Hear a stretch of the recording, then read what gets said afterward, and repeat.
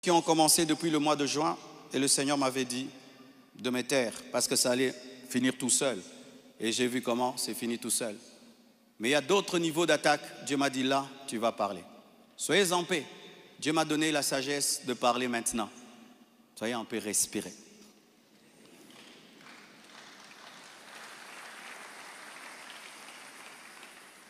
Désormais, lorsque j'aurai des choses très très importantes et pertinentes, j'écrirai et puis je lirai. Amen. Comme ça, je reste vraiment dans ce que je devais dire et ce que Dieu m'a demandé de dire. Shalom bien-aimé. Et j'aimerais que ça passe en ligne. Comme le combat est sur Internet, la réponse est sur Internet également.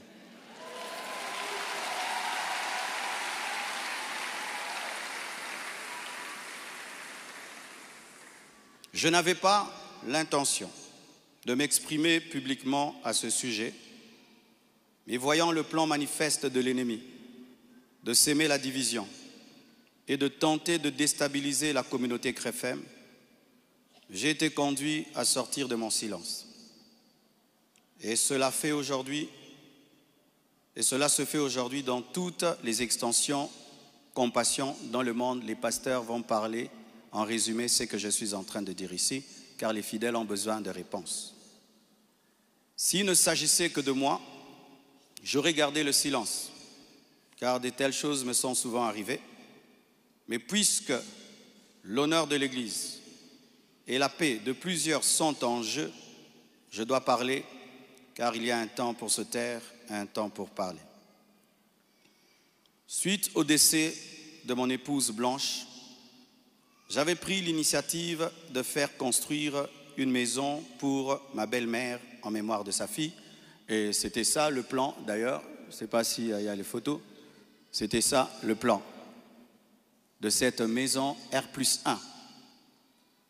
Par amour pour elle, par amour pour sa fille, en mémoire d'elle.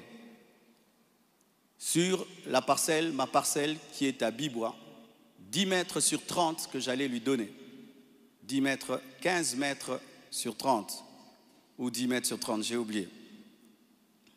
Alors, lorsque j'ai décidé de le faire, le projet était déjà en cours avec son fils et un architecte, d'ailleurs celui qui est en train de nous construire ici. J'ai décidé d'en informer également la branche paternelle de la famille, pour des raisons de transparence. C'est alors que l'on m'a demandé de donner la même chose en espèces pour la famille paternelle. Ça veut dire l'argent que je vais dépenser pour construire cette maison pour la maman, que je donne aussi la même somme du côté du papa. J'ai expliqué que je ne pouvais donner que 250 000 $ pour l'ensemble des deux familles, considérant que je n'ai qu'une seule belle famille et qu'il leur revenait de se répartir cela entre eux. Mais à ma grande surprise, on m'a dit que la maison était considérée comme un cadeau que Blanche avait promis un jour et qu'elle ne comptait pas donc dans l'héritage. Ils exigeaient donc une somme supplémentaire pour atteindre un total de 800 000 $. Par ailleurs, certains membres de leur famille ont contesté ma désignation légale comme liquidateur de mes propres biens, réclamant que ce rôle soit attribué à ma belle-mère. Ce que j'ai catégoriquement refusé, car cela ne respecte ni le droit ni l'équilibre. Comment je peux être vivant et c'est quelqu'un d'autre qui va liquider mes biens? Ils m'ont également reproché d'avoir exprimé pendant le deuil ma volonté de ne plus me remarier, une déclaration faite sous le choc et la douleur, car lorsqu'on pleure, on dit des choses, en prétendant que j'avais menti parce que j'ai finalement choisi de reconstruire ma vie. L'un d'eux m'a même dit que je devais rester veuf jusqu'à ce qu'ils reçoivent leur héritage. 2 réunions ont eu lieu entre moi et une partie de ma belle famille. Malheureusement, aucun accord n'a pu être trouvé. Ils m'ont officiellement réclamé 800 000 $ au travers de mes avocats, tandis que j'avais proposé 250 000 $ à l'amiable, par amour, par respect et pour honorer la mémoire de Blanche. Cela alors même que dans ma famille Tounassi, les biens sont toujours laissés à 100% aux orphelins, car c'est là est notre coutume, nous ne dérangeons jamais les veuves ni les veufs, tout est donné aux orphelins.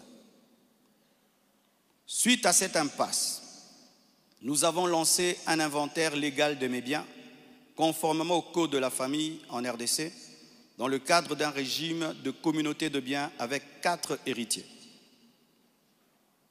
À ce jour, leur part est estimée à moins de 150 000 $, car certains biens que nous avons, certains ont été mis totalement au nom des enfants, et nous, on n'est que des représentants, mais ce n'est pas à nous. Et d'autres biens ont été donnés à l'orphelinat. On a vendu notre parcelle de Limété à l'orphelinat à un prix cadeau. Donc, c'est 150 000 $, donc inférieur à ce que j'avais volontairement proposé. Les calculs d'ailleurs sont en cours jusqu'à aujourd'hui parce qu'ils considèrent que ce n'est pas le bon chiffre. Mais alors que les discussions entre avocats étaient en cours et que j'étais en voyage, certains ont choisi la voie de la diffamation publique. Leur objectif, me nuire personnellement et anéantir le ministère. Ils me l'ont dit clairement, que nous allons détruire ton ministère, nous allons détruire ta réputation, nous allons détruire l'Église. Récemment, un numéro anonyme d'Afrique du Sud m'a confirmé ce plan. La personne a affirmé détenir plusieurs enregistrements vocaux dans lesquels Blanche était en train de se confier à sa maman. Et un jour, je parlerai de tout ça, mais pas maintenant. J'en parlerai dans 1 mois, 6 mois. Un jour, je parlerai de tout ça. Ces paroles arrachées de leur contexte et de leur timing, me faisant passer pour un mauvais mari, notre couple pour un couple détruit, alors que la plupart d'entre vous ici, vous savez combien nous nous aimions, mais dans chaque couple, il y a des temps, des fois, des petites frictions, comme dans tous vos couples. Et en 18 ans, jamais nous n'avons parlé de divorce. Je ne l'ai jamais frappé, je ne l'ai jamais insulté, je ne l'ai jamais tapé. Après 18 ans de mariage, je lui ai redemandé en mariage. Je suis allé prêcher dans l'église de mon fils Olivier, au Botswana. Tout ce qu'il m'a donné pour me bénir, je lui ai acheté une bague en diamant et je lui ai redemandé en mariage. Elle avait même témoigné dans une émission ici. Quand vous voyez ces dernières vidéos, cette femme était heureuse, était épanouie. Aujourd'hui, on veut changer toute cette belle histoire en un couple détruit. C'est totalement faux. Ceux qui veulent me croire, croiront. Ceux qui ne veulent pas, ne croiront pas. Mais je sais qui je suis devant Dieu et comment j'ai fait de tout mon mieux pour que cette femme ne manque de rien et de rien et de rien. Je ne sais pas si un jour Oracle pourra m'appeler et je l'enregistrerai pour un jour sortir ces enregistrements. Des fois, je me pense être dans un film. Il m'a aussi été reproché faussement qu'Esther venait déjà à Kinshasa du vivant de Blanche, ce qui est faux. Vous pouvez aller à la DGM. C'est seulement le mercredi. Elle est venue quand? Mercredi qu'elle est venue. Et d'ailleurs, quand elle est arrivée à l'aéroport, la DGM devait l'amener parce que c'était sa première fois. Je l'ai rencontrée après le départ de Blanche au travers d'un ami. Avant cela, je ne la connaissais pas. On ne se connaissait pas. Et on dit que j'allais souvent au Canada plus de 10 fois. De toute ma vie, je suis allé au Canada que 2 fois. Pendant que Blanche était vivante. Et après, j'ai voulu aller, je n'ai pas eu le visa. Ceux qui font mes démarches de visa du Canada sont là. Je ne suis même pas allé 3 fois au Canada dans ma vie. Et ce qui est pire, on dit que j'ai pris ces biens, ces sacs, c'est plutôt ces habits, j'ai mis dans des sacs poubelles pour donner à la belle famille. Est-ce que toi, tu gardes tes habits dans des sacs poubelles pour que moi j'ai des sacs poubelles à mettre des vêtements? On a mis ces habits dans des valises et dans des gros sacs parce qu'il y en avait beaucoup. Quand ils sont venus prendre les habits, ils ont cru qu'il y en aurait quelques-uns. Il n'y avait pas assez de place dans leur voiture. J'ai dû leur prêter même un bus pour amener les habits. Il y avait au moins 4 grandes valises et des grands sacs. Les sacs là qu'on utilise quand on a trop de vêtements. Mais ce ne sont pas des sacs poubelles. Plus de 6, si j'ai oublié. J'ai même la photo, je compte parce qu'il faut être précis. C'est ça, 4 valises et 1, 2, 3, 4, 5, 6 grands sacs.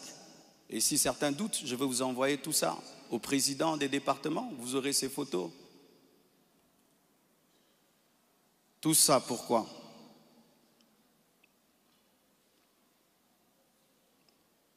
Et ce qui est terrible, on m'accuse même de l'avoir tué, alors qu'elle est décédée d'une crise cardiaque à l'hôpital, suite à une opération.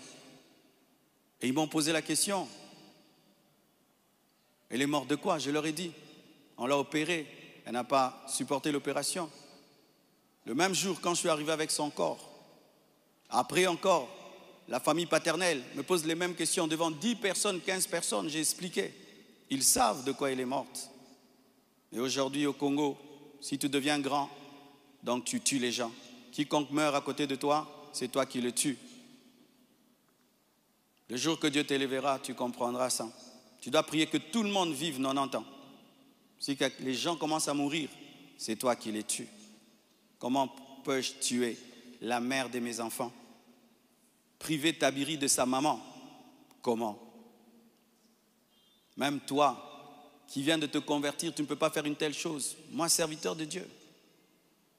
Elle est partie en Turquie samedi. Je l'ai suivie dimanche. On s'est rencontrés même avec papa à l'aéroport. Elle était déjà partie. Elle me disait de venir parce que pour son opération, il fallait que le mari signe.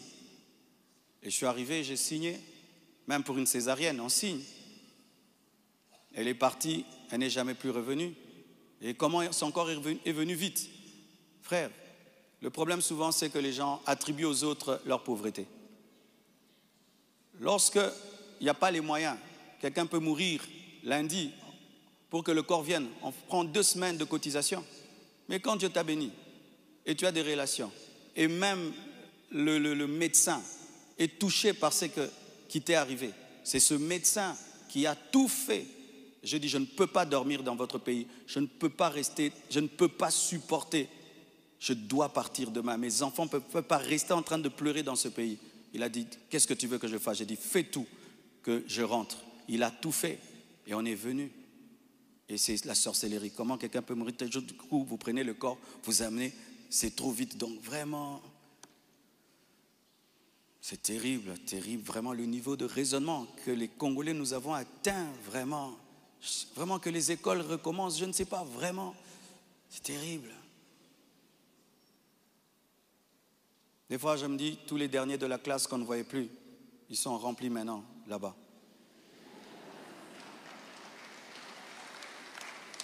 Et vous savez, le dernier de la classe, le professeur donne un cours de 2 heures du temps, et puis il a 1 sur 10. Le premier de la classe, il comprend, tu l'as 10 sur 10. Tu te dis, comment tu ne comprenais pas? C'est ça, maintenant, on a des cerveaux des derniers de la classe en RDC. Dis à ton voisin, même ce que tu es en train de comprendre, ce que le pasteur dit. Il faut vérifier, hein. Peut-être tu es un dernier de la classe à côté de toi.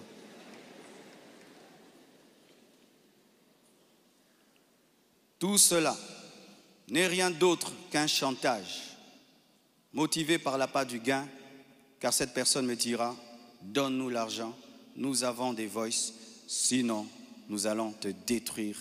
Tout ça, c'est un chantage motivé par l'appât du gain. Pourtant, malgré tout, j'étais disposé, je suis disposé à donner 250 000 $ par respect pour Blanche et pour sa famille et pour la paix. Mais je ne peux pas accepter l'injustice d'une exigence démesurée de 800 000 $. Comme je vous dis toujours, cette église n'appartient pas à mes enfants. J'ai investi 26 ans de ma vie dans cette église, mais rien n'est à mes enfants. Qu'est-ce que mes enfants auront? Les quelques biens que j'ai, c'est à eux. Ils ne viendront pas un jour vous déranger ici. Et donc je ne peux pas donner par peur ou par chantage ce qui est à eux.